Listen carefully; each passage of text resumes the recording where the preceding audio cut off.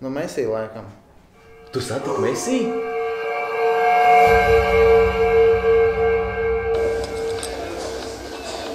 Laikam no sākuma jāierauj.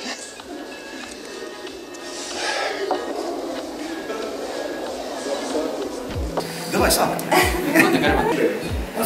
Tev pietiek kameras? 1, 2, 3, šī ir 4. un vēl gaisma.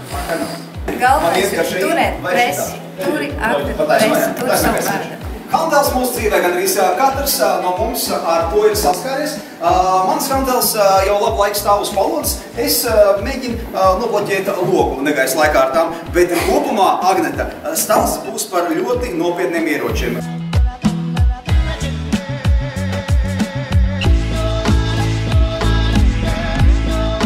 Tev uz vaiga pirmo reizi iedod buču Māris? Jā. Pirmo reizi dzēja? Jā.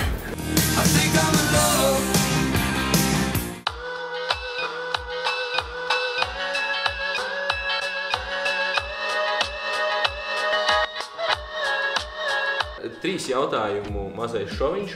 Ārnis ar Māru Verpakovski. Vai tev Beatle, ne? Ir kaut ko dzīvē kādreiz devusi, un ja ir, tad ko? Nu, šodien viņi man ļoti palīdzēja, jo mikrofonu varēja piesprāst te klāt, un viņš bija ļoti tuvu. Vai ir opcija, ka tu bišķi piepacel kāju un parādi no sāniem savu botu?